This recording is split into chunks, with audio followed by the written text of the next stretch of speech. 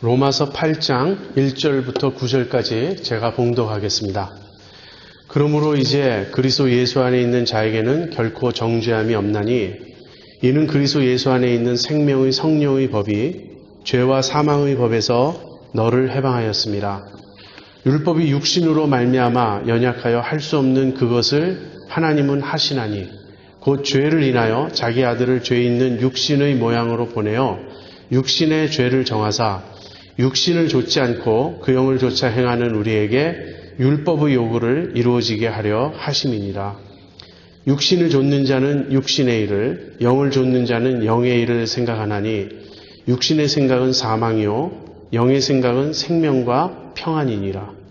육신의 생각은 하나님과 원수가 되나니 이는 하나님의 법에 굴복치 아니할 뿐 아니라 할 수도 없음이라. 육신에 있는 자들은 하나님을 기쁘시게 할 수 없느니라. 만일 너희 속에 하나님의 영이 거하시면 너희가 육신에 있지 아니하고 영에 있나니 누구든지 그리스도의 영이 없으면 그리스도의 사람이 아니라. 여러분에게 제가 질문 하나 던지고 싶은데요. 여러분은 신앙생활 하시면서 무엇이 가장 중요하다고 생각하십니까? 신앙생활에서 가장 중요한 것은 무엇이라고 생각하십니까? 어떤 분들은 아마 말씀이라고 답을 할 거예요. 그렇게 답변하시는 분에게 저는 기꺼이 동의할 수 있습니다.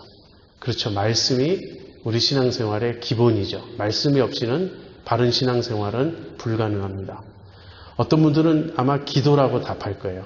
기도하지 않는 신앙생활은 있을 수 없죠. 기도 없이는 우리의 신앙생활은 불가능합니다. 그런데 말씀과 기도가 아무리 중요하다 하더라도 그 자체가 목적은 아닙니다. 우리가 말씀을 아주 열심히 묵상하고 열심히 읽고 많이 아는 것, 거기서 그친다면 아무 소용이 없어요. 기도도 마찬가지입니다. 밤낮으로 기도에 힘쓴다 할지라도 기도에서 그치면 그것은 의미가 없습니다. 말씀과 기도는 그 자체가 목적이 아니기 때문에 그래요.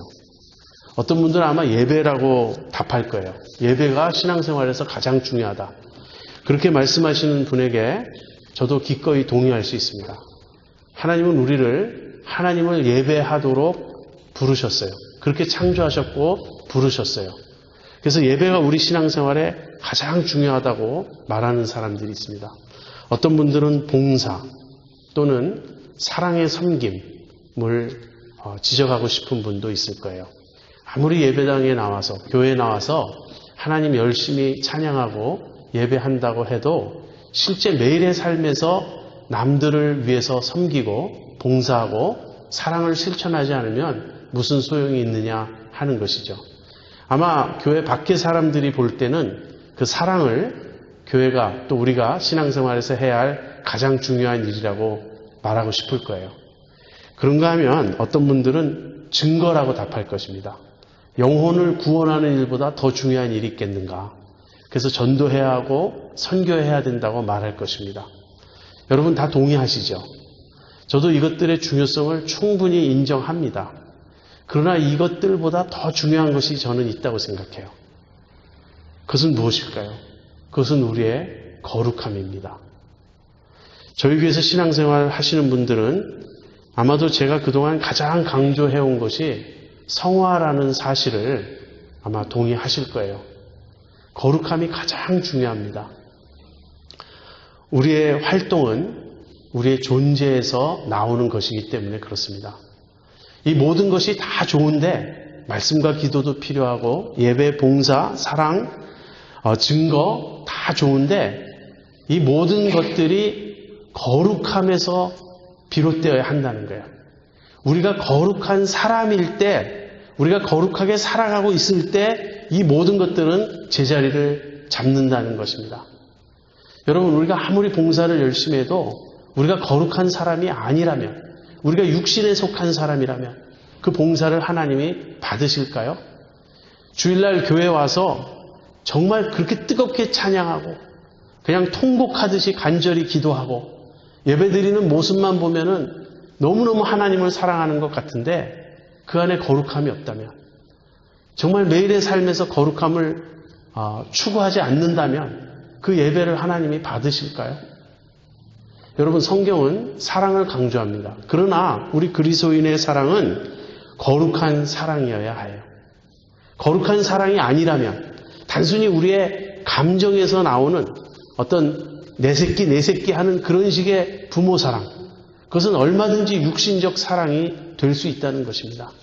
내가 사랑하는 사람만 사랑하고 싶어하는 그런 측면이 얼마든지 나올 수 있는 것이에요. 그래서 저는 우리 신앙생활에서 가장 중요한 것은 거룩함, 또는 다른 말로 하면 성화라고 여러분에게 말씀드립니다.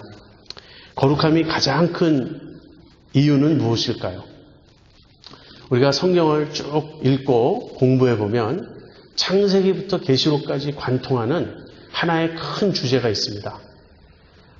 그것은 하나님이 그 마음에 품으신 가장 큰 목적이에요. 하나님이 마음에 품고 계신 가장 큰 목적이 무엇인지 여러분 아십니까? 그것은 하나님의 백성을 만드시는 일입니다. 이것이 하나님이 역사를 통하여 계속 추구하고 계신 일이에요. 하나님의 관심은 사실 세상 자체에 있지 않습니다. 하나님은 세상에서 하나님의 백성을 불러내세요. 그래서 하나님의 백성을 만드시는 것, 우리의 구원조차도 그 하나님의 백성을 만드시고자 하시는 더 큰 목적을 위해서 이루어지는 것이에요. 아마 우리들 개개인에게 우리가 묻는다면 나의 구원이 신앙생활에서 가장 중요하다고 우리는 답하겠죠. 우리 입장에서는 그렇게 답할 수 있을 거예요. 그러나 그것은 지극히 자기중심적이고 인간중심적인 답변일 뿐입니다. 하나님의 관점에서 볼 때는 우리의 구원조차도 하나님께서 당신의 백성을 만드시는 그 일을 위해 필요한 것이에요. 근데 하나님이 하나님의 백성을 만드실 때 그 하나님의 백성은 어떠한 백성이어야 하느냐 하는 것입니다. 하나님이 당신의 백성에게 두신 가장 중요한 것은 그들의 거룩함이에요. 베드로전서 1장 15절 16절에서 베드로는 이렇게 말합니다. 오직 너희를 부르신 거룩한 자처럼 너희도 모든 행실에 거룩한 자가 되라. 기록하였으되 내가 거룩하니 너희도 거룩할지어다 하셨느니라. 내가 거룩하니 너희도 거룩할지어다. 이 말씀은 구약 레위기에서 나오는 말씀입니다. 하나님께서 이스라엘 백성을 출애굽시키셔서 홍해를 건너게 하시고 그 다음에 시내산까지 인도하셨어요. 시내산에서 하나님은 이스라엘 백성을 향하여 내가 너희를 택했다고, 너희는 나의 소유된 백성, 거룩한 백성이라고 하나님은 그들에게 말씀하셨습니다. 그리고 율법을 주셨어요. 이 율법을 지키라고. 그러면서 그 율법 중에 이 말씀을 하시는 거예요. 내가 거룩하니 너희도 거룩할지어다. 우리가 거룩한 존재들이 되지 않는다면 우리는 하나님의 백성이 될 수 없습니다. 하나님이 우리를 당신의 백성으로 삼으신다는 말은 우리가 거룩한 백성이 되게 하신다는 그 말이에요. 여러분, 지금 우리는 은혜와 영광이라는 큰 주제 하에 말씀을 상고하고 있어요. 그런데 오늘 이 베드로전서 1장 15절 16절에서 은혜와 영광을 찾아본다면 어떤 말들이 거기에 대응할까요? 여기 부르심이라는 말이 나와요. 너희를 부르신 자처럼. 하나님이 우리를 부르셨어요. 이 부르심이 은혜입니다. 그렇다면 영광에 대응하는 단어는 거룩함인 거예요. 하나님이 우리를 부르신 목적은 거룩한 백성이 되게 하시기 위함이었어요. 그러니까 우리가 거룩한 존재가 되는 것이 바로 우리가 영광스러운 존재가 되는 것입니다. 은혜와 영광을 베드로는 부르심과 거룩함으로 설명하고 있습니다. 그래서 우리가 저는 우리 질그룹 교우들이 이 우선순위를 확실하게 깨닫고 정립할 수 있기를 바랍니다. 지금 말씀드린 여러 가지 것들이 다 중요해요. 그러나 그 모든 것 앞에 무엇이 와야 되냐면 거룩함이 와야 된다는 거예요. 여러분, 한국교회가 얼마나 열심히 특출합니까? 우리는 모이기도 잘하고 예배도 뜨겁게 드리고 우리는 전도도 열심히 하고 기도도 많이 하고 그런 교회로 알려져 있어요. 그러나 왜 우리 밖에서 세상에서 사회에서 교회를 보는 시각이 곱지 않을까요? 곱지 않은 정도가 아니라 굉장히 험하죠. 그 이유는 우리가 거룩한 모습을 보이지 못했기 때문이에요. 아무튼 거룩함이 없으면 그것은 신앙생활이 아닙니다. 그래서 우리는 이런 질문을 하게 돼요. 그렇다면 우리는 어떻게 거룩한 존재가 될 수 있을까? 어떻게 거룩함을 추구할 수 있을까? 여러분, 성경은 거룩함을 두 가지로 설명합니다. 첫 번째는요, 위치적인 거룩함이에요. 이것을 영어로 positional sanctification이라고 합니다. 위치적 성화. 무슨 말이죠? 이것은 우리의 신분의 변화입니다. 우리가 거룩하신 하나님께 속함으로써 우리의 신분이 바뀌어서 이제 우리는 거룩한 백성이 되었다는 그 뜻이에요. 이것은 우리의 신분, 위치에 관련된 것입니다. 우리가 바울의 그 편지들을 읽어보면, 예를 들면 고린도 전서 같은 경우 바울이 고린도 교인들을 뭐라고 부르죠? 성도라고 부릅니다. 거룩한 자들이라고 불러요. 너희는 거룩한 자들이다. 그 말은 그들이 실제 상태적으로 거룩하다는 말은 아니에요. 고린도 전서를 쭉 읽어보세요. 그들이 얼마나 문제가 많았고 육신적이었는지. 그럼에도 불구하고 그들은 성도라 불리웠습니다. 왜 그렇습니까? 거룩한 하나님의 백성이 되었기 때문에, 하나님께 속하게 되었기 때문에. 그래서 이것을 위치적 성화라고 부르는데요. 우리의 신분의 변화인데, 그런 점에서 이 위치적 성화는 칭의와 함께 갑니다. 하나님께서 우리를 부르셔서 의롭다고 여겨주시고 거룩한 존재로 삼아주셨어요. 그래서 이것이 첫 번째 거룩함입니다. 그러한 의미에서 여러분이 예수님을 참으로 믿고 계신다면, 여러분이 그리스도 안에 계신다면 여러분은 이미 하나님의 거룩한 백성이 된 것입니다. 그런데 우리는 거기서 출발해서 계속적으로 실제 거룩함을 추구해 가야 돼요. 이 실제적인 거룩함, 다른 말로 하면 상태적인 거룩함이 있습니다. 아까 그 positional sanctification이라고 그랬는데 이것은 이제 conditional sanctification이겠죠. 사실 학자들은 이것을 progressive sanctification이라고 그래요. 점진적 성화, 실제로 진행되어 가는 성화, 실제로 그렇게 변화되어 가는 성화. 우리가 매일 삶에서 우리의 속사람이 더욱 거룩해지고 그로 말미암아 우리의 겉으로 드러난 삶 자체가 갈수록 더 깨끗해지고 거룩해지는 것을 뜻합니다. 여러분, 거룩이 무엇인지 여러분 아십니까? 제가 여러 번 우리 교회에서 설명했습니다. 거룩이란 제일 근본적인 의미는 구분된다는 뜻이에요. 그래서 하나님은 다른 모든 피조물과 다르신, 구분되신 분이기 때문에 거룩하신 분입니다. 그래서 우리가 하나님께 속하게 되면 우리는 이제 구분돼야 돼요. 어떻게 구분돼야 됩니까? 세상으로부터 구분돼야 되고요. 죄로부터 구분돼야 되고 모든 악과 불의에서 우리는 멀어져야 됩니다.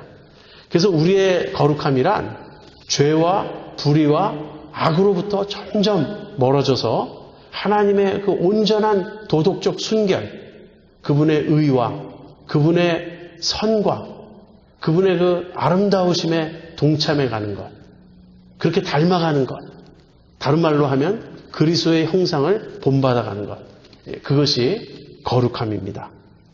자, 이제 우리가 오늘 설교의 나머지 시간에서 이제 묵상할 내용은, 살펴볼 내용은 그 위치적 성화가 아니고 그 상태적인 성화, 상태에 있어서의 성화, 점진적 성화, 실제적 성화입니다.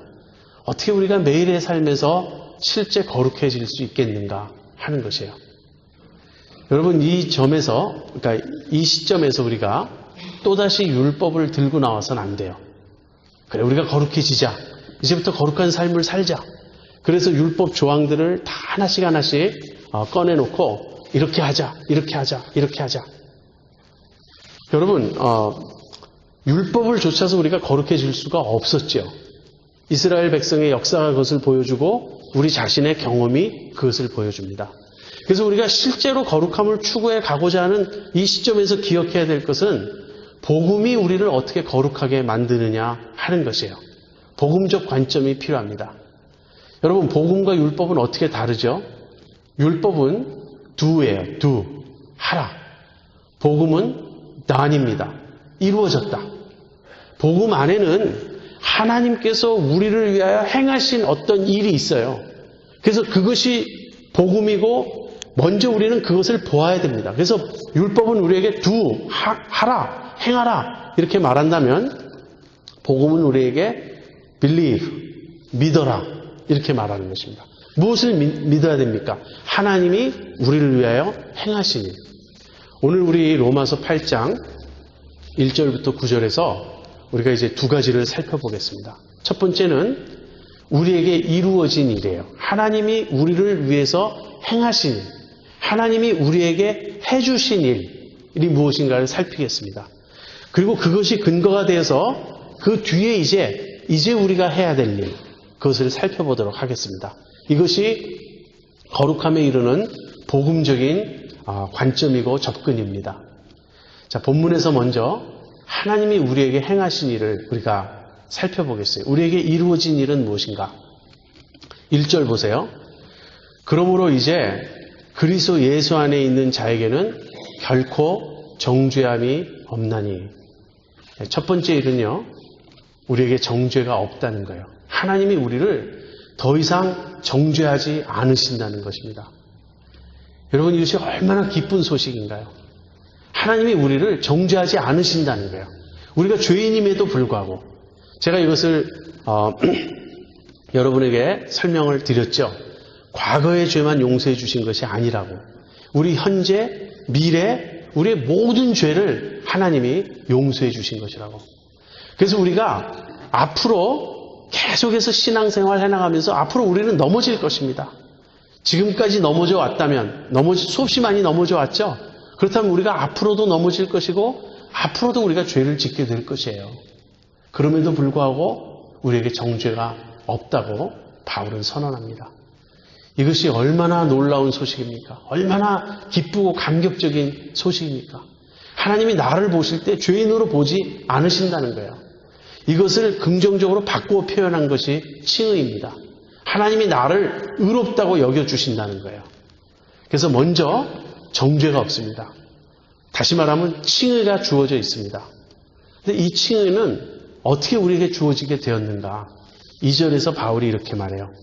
이는 그리스도 예수 안에 있는 생명의 성령의 법이 죄와 사망의 법에서 너를 해방하였습니다. 생명의 성령의 법이 죄와 사망의 법에서 우리를 해방하였기 때문에 이제 우리에게는 정죄가 없게 되었다. 이 말입니다. 사실 이 로마서의 이 본문은 많은 내용을 설명해야 되고 사실 그렇게 쉽지 않습니다. 굉장히 이렇게 복잡한 본문인데 제가 이제 토기장이 성경학교 때 이제 로마서 8장을 설명할 때 좀 더 자세히 설명하기로 하고요. 여기서는 그냥 핵심 요점만 말씀드리겠습니다.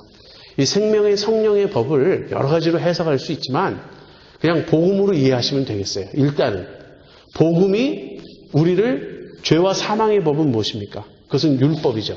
복음이 우리를 율법에서 해방하였다. 여기서 복음도 하나의 시스템이에요. 그리고 율법도 하나의 시스템입니다. 시스템이란 말은 무엇이냐면 율법은 우리가 율법을 어기게 되면 그 정죄로서 우리에게 사망을 가져다줘요. 그래서 율법, 그 다음에 죄, 그 다음에 사망. 이것이 하나의 시스템이에요. 율법이라고 하는 시스템 속에 우리가 갇혀 있었어요. 우리는 율법을 지키지 못하기 때문에 다시 말하면 율법이 오면 우리의 죄가 드러나고 그 죄의 결과로 우리에게 사망이 임하는 거예요. 이 율법이라는 시스템 속에 우리가 갇혀 있었어요. 근데 복음은 어떤 시스템이냐면 생명의 성령의 법이에요. 다시 말하면 성령께서 우리를 율법에서 해방시켜서 그 율법적 시스템에서 해방시켜서 우리에게 생명을 주신 거예요. 이것이 복음이 하는 일입니다. 그래서 우리가 이 죄와 사망의 법에서 해방되어서 이제는 의롭게 여김을 받게 되었고 더 이상 정죄가 없게 되었어요. 자, 이것을 하나님이 어떻게 하셨는가? 3절이 보여줍니다. 3절 보죠. 율법이 육신으로 말미암아 연약하여 할 수 없는 그것을 하나님은 하시나니. 율법이 할 수 없었던 일이 있어요. 율법이 할 수 없었던 일은 무엇이냐면 우리를 의롭게 만들 수 없었어요. 왜 그렇죠? 율법은 철저하게 무력합니다. 율법이 우리를 변화시킬 수 없고 율법이 우리를 의롭게 만들 수가 없어요. 그 이유는 우리가 율법을 지킬 수 없기 때문이에요. 그것이 여기 육신으로 말미암아라는 말의 의미입니다. 우리가 육신에 속한 자들이었기 때문에 율법이 아무리 고상하고 거룩하고 훌륭해도 우리는 그 율법을 지킬 수가 없습니다. 그래서 율법은 우리의 육신으로 인해서 우리를 변화시킬 수 없고 우리를 거룩하게 만들 수 없고 우리를 의롭게 만들 수 없었어요. 그래서 율법이 할 수 없었던 일입니다. 그것은 다시 말하면 율법이 우리를 구원할 수 없었다는 거예요. 그 일을 그럼 누가 합니까? 하나님이 하세요. 어떻게? 하나님이 두 가지로 하시는데요. 3절에서 이렇게 말합니다. 곧 죄를 인하여 자기 아들을 죄 있는 육신의 모양으로 보내어 육신의 죄를 정하사. 이 말은 그냥 간단히 설명하면 이런 뜻입니다. 하나님께서 예수님을 인간으로 보내셔서 예수님이 십자가에서 죄를 담당하게 하셨다라는 거예요. 그래서 하나님이 우리의 구원을, 율법이 이룰 수 없었던 우리의 구원을 이루시기 위해서 하신 첫 번째 일은 아들을 통하여 우리를 속죄하사 우리에게 칭의를 베푸셨다는 거예요. 자, 여기까지는 우리가 잘 알죠. 이것이 그리스도 안에 있는 자에게는 결코 정죄함이 없다는 말에 대한 설명이에요. 그런데 하나님은 거기서 그치지 않고 한 가지 일을 더 하셨습니다. 그것이 4절이에요.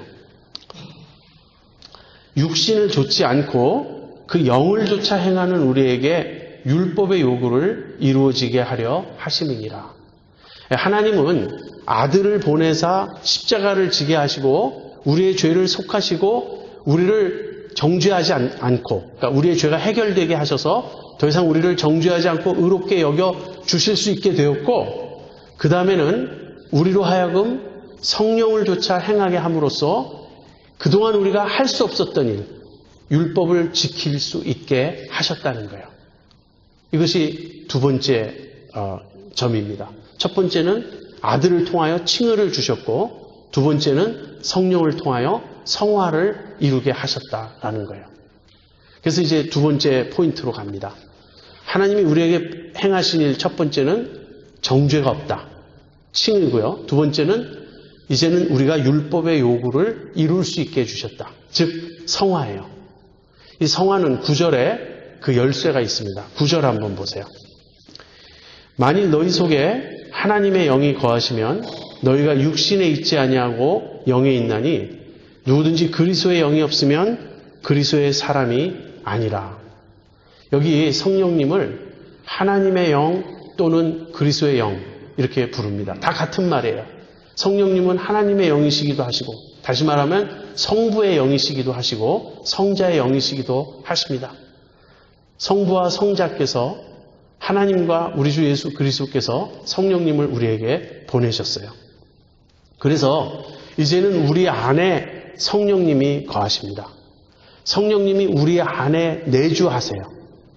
이 성령님을 모시지 못하면 우리는 크리스찬이 아니에요.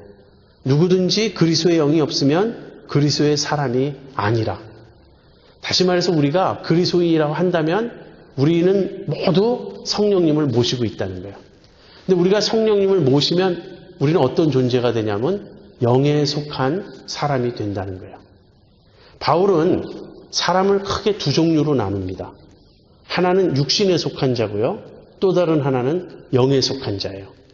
이 육신에 속한 자를 다르게 표현하면 아담에게 속한 자고요.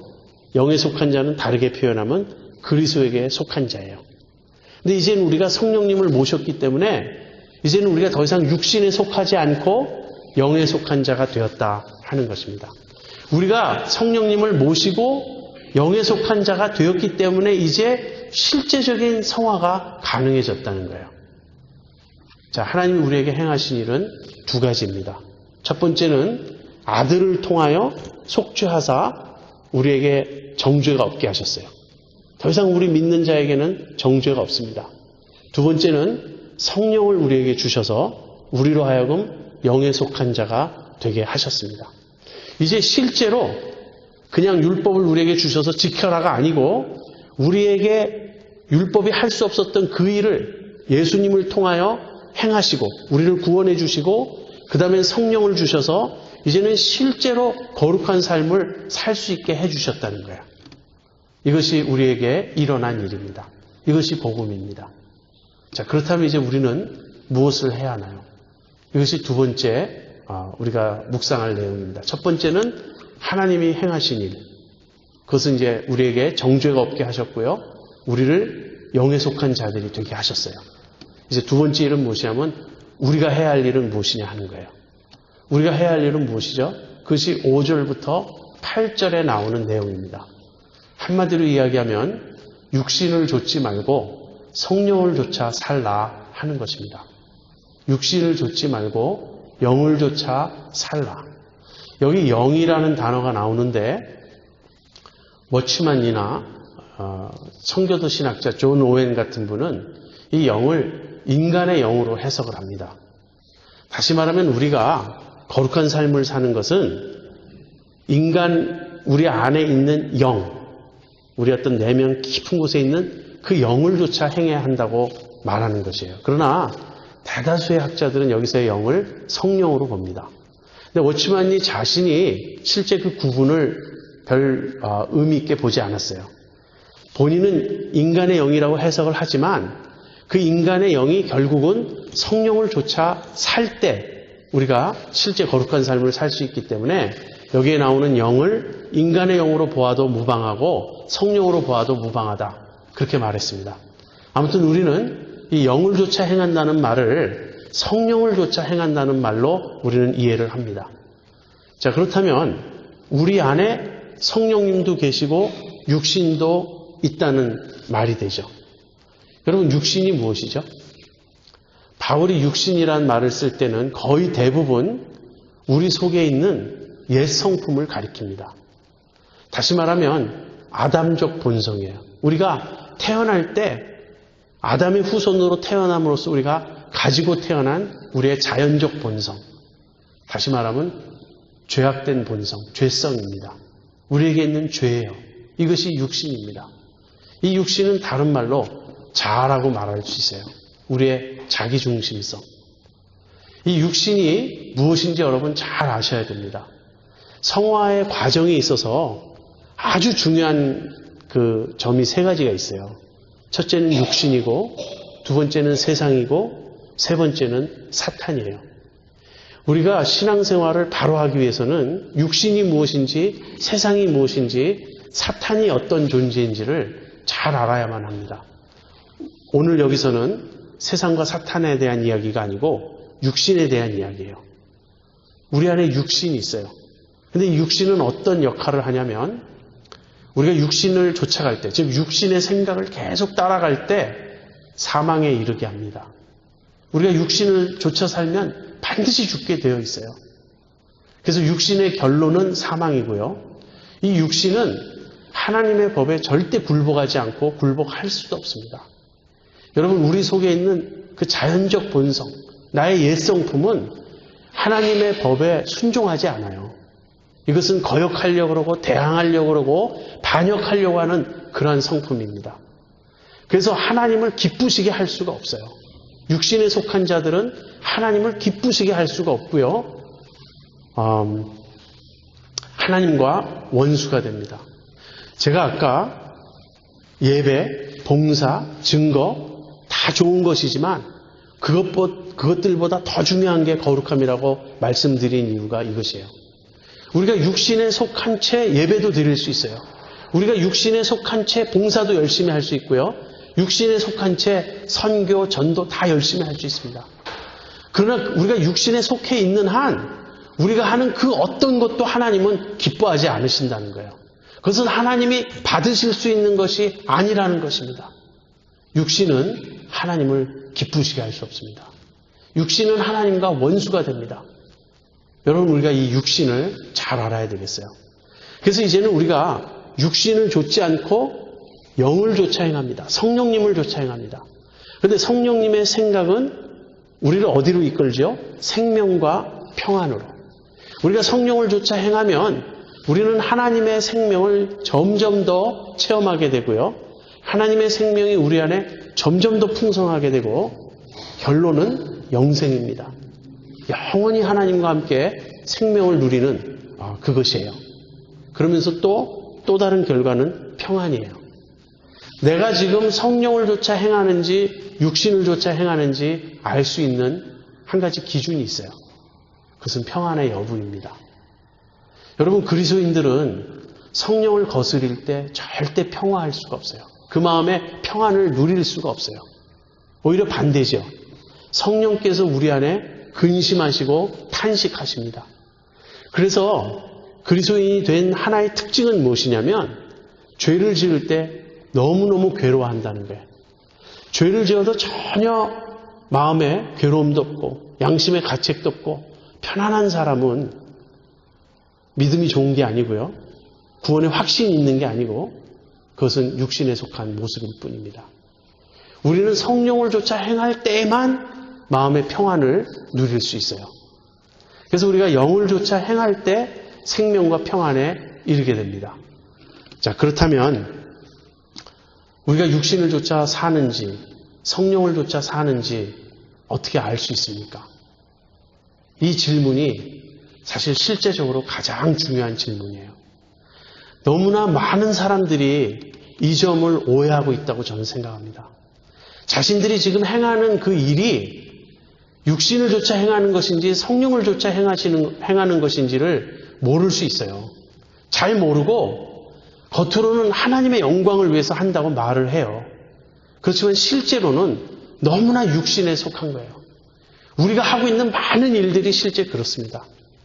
영적으로 점점 더 성숙해지고 하나님을 더 깊이 알게 되고 그래서 성령을 쫓아 행하는 사람들의 눈으로 볼 때는 우리의 자랑, 우리의 말, 우리의 행동 하나하나가 하나님이 기뻐하지 않으시는 것들이에요. 그런데 우리는 그것이 하나님이 기뻐하시는 일이라고 착각하고 내가 육신에 사로잡혀 육신에 속해서 행하고 있으면서 버젓이 그것을 하나님 일이라고 주장하고 있는 것입니다. 교회에서 육신에 속한 자들이 봉사를 열심히 하면요. 교회는 항상 어지러워지고 항상 시끄러워지는 거예요. 육신에 속한 사람들이 가서 무엇을 한다 그러면 결과는 언제나 하나님 영광을 받으시지 않고 자기가 드러나고 자기 자신을 자랑하게 되는 것입니다. 그래서 육신이 무엇인지 성령이 무엇인지 여러분 우리가 잘 알아야 되겠습니다. 결국 신앙의 성숙은 다른 게 아니고요. 그 감각이 발달해 가는 거예요. 점점 더 예전에는 이것이 육신이었는지 전혀 몰라요. 그런데 지금 되돌아보니까 그 예전의 나의 모습 속에 I was full of self. 나는 자아로 가득 차 있었구나. 자기 자랑, 육체적인 자랑으로 내가 가득 차 있었구나. 그것이 육신이었구나. 그런 걸 우리가 깨달아가는 것입니다. 그러한 실제 내면의 눈뜸과 변화가 성화인 것이에요. 우리가 이렇게 아주 가장 큰 원리 하나를 제가 여러분에게 말씀드리겠습니다. 이것이 육신인지 이것이 성령인지를 아는 가장 중요한 원리는요.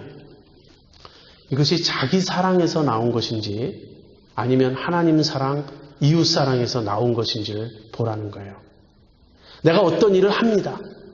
예를 들면 구제를 할 수 있어요. 여러분 구제 자체가 선한 일이라는 보장이 없습니다. 고린도전서 13장에서 바울이 뭐라고 말하죠? 내가 내게 있는 모든 것으로 구제한다 할지라도 사랑이 없으면 나는 아무것도 아니다. 사랑 없이 구제할 수 있다는 거예요. 어쩌면 내 이름을 내기 위해서 구제할 수도 있고요. 율법적인 의무감에서도 구제할 수 있습니다.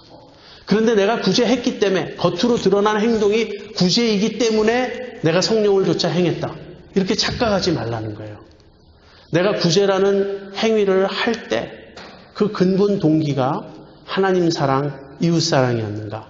아니면 자기 사랑이었는가? 너무나 많은 사람들이 기부금을 내고 자기 이름을 드러내고자 합니다. 그래서 주님은 이렇게 말씀하셨어요. 오른손이 하는 일을 왼손이 모르게 하라고. 여러분, 우리가 그 점은 파악할 수 있습니다. 내가 이 일을 할 때 내가 자기 사랑으로 하는지 하나님 사랑으로 하는지 이웃 사랑으로 하는지 우리가 이 점을 보게 되면 늘 양심에 찔려요. 우리가 자기 사랑이 너무나 뿌리 깊어서 내가 무엇을 하든지 거기에 근본 동기에는 불순물이 늘 섞여 있다는 것을 우리가 보게 돼요. 이 보게 되는 것이 굉장히 중요합니다. 보게 되면 우리는 어떻게 하죠? 회개하게 되고 애통하게 되고 우리의 마음을 깨끗게 해달라고 주님께 간구하게 돼요. 그런 과정을 겪어가면서 점차 주님이 우리를 순수하게 만드시고 깨끗하게 만드시고 동기의 차원에서 정말 하나님 사랑, 이웃 사랑을 추구하게 만드신다는 거예요. 그렇지만 우리의 성화가 완성될 때까지, 우리의 구원이 완성될 때까지 자기 사랑에서 완전히 자유로울 수는 없습니다. 그렇지만 자기 사랑에 사로잡힌 사람과 자기 사랑을 버리려고 몸부림치는 사람과 이제는 정말 하나님 사랑을 알고 그 하나님의 사랑에 사로잡히는 사람, 차이는 엄청납니다. 그 차이가 바로 성화의 차이인 것입니다. 또 다른 측면은 이것입니다. 여러분, 많은 사람이 오해하는 것은요, 은사가 영적인 것이라고 생각하는 거예요. 그 은사는 성령의 은사니까. 그러나 비록 성령의 은사가 많다 할지라도 얼마든지 우리는 육적일 수 있습니다. 육신에 속할 수 있어요. 그것이 고린도 교회의 예예요. 고린도 교회는 신약에 나오는 교회들 중에 가장 성령의 은사가 많았던 교회입니다. 그러나 그 교회를 향해서 바울은 너희가 육신에 속한 자로다. 아직도 너희에게 시기와 분쟁이 있으니 너희가 육신에 속한 자가 아니겠느냐, 바울은 책망했습니다. 그래서 은사가 성령의 증거가 아니에요. 여러분, 심지어는 방언의 은사를 받았다고 해도 크리스찬이 아닌 경우가 있어요. 그런 걸 아셔야 됩니다. 그렇다면 은사가 아니면 무엇이 기준입니까? 열매인 거예요. 열매가 이것이 성령의 하신 일인지를 보여주는 것입니다. 여러분, 갈라디아서 5장 22절 23절 성령의 열매는 사랑과 희락과 화평과 오래 참음과 자비와 양성과 충성과 온유와 절제라고 말합니다. 우리가 행하는 모든 일에서 그런 모습이 드러나야 한다는 거예요. 내 심성에 그러한 열매들이 맺혀야 한다는 것입니다. 여러분, 육신에 속한 삶이 겉으로 막 방탕하고 허랑방탕하고 온갖 못된 일 다 저지르고 꼭 그런 것이 아니에요. 겉으로는 대단히 도덕적이고 예의 바르고 깨끗해 보일 수 있습니다. 그러나 그것은 성령을 쫓아 행하는 것이 아니에요. 결국은 이렇습니다. 여러분, 지난주에 제가 로마서 12장 1, 2절을 설교하면서 하나님의 선하시고 기뻐하시고 온전하신 뜻이 무엇인지 분별하라 그랬죠. 무엇이 성령을 쫓아 행하는 것이냐? 이 질문에 대한 답은 하나님이 보시기에 선하고 기뻐하시고 온전하신 일, 그것을 쫓아가라는 거예요. 그 하나님의 뜻을 깨닫고 분별하고 그 하나님의 뜻을 쫓아 가는 삶, 그것이 성령을 쫓아 행하는 것입니다. 로마서 8장 13절에 이런 말씀이 있습니다. 너희가 육신대로 살면 반드시 죽을 것이로되 영으로서 몸의 행실을 죽이면 살리니 무릇 하나님의 영으로 인도함을 받는 그들은 곧 하나님의 아들이라. 우리가 성령의 인도를 받으며 살 때에만 우리는 거룩함에 이를 수가 있습니다. 오늘 여러분과 제가 이 점 한 가지를 확실히 깨닫고 마음에 새겼으면 좋겠어요. 우리를 향하신 하나님의 가장 중요한 뜻은, 가장 큰 뜻은 우리의 거룩함이다. 그리고 우리의 거룩함은 우리가 육신, 자아를 좇지 않고 성령을 좇아 행할 때만 이룰 수 있다. 성령을 좇아 행하는 삶, 그것이 거룩함에 이르는 길입니다. 우리 교회의 비전은 무엇이죠? 그리스도를 드러내는 것입니다. 사람들이 우리를 볼 때 우리의 육신을 보지 않기를 바랍니다. 거기서 우리의 자랑, 어떤 우리의 자아, 우리의 어떤 그 육신적인 모습, 그런 게 보이지 않고요. 우리 안에 그리스도의 모습이 보일 수 있기를 바랍니다. 그렇게 될 수 있는 유일한 길은 우리가 거룩함을 추구하는 것이에요. 성령을 쫓아 행하는 것이에요. 우리 모두 성령의 인도를 따라 삶으로써 하나님의 거룩한 백성의 모습을 매일매일 더욱 드러내기를 바랍니다.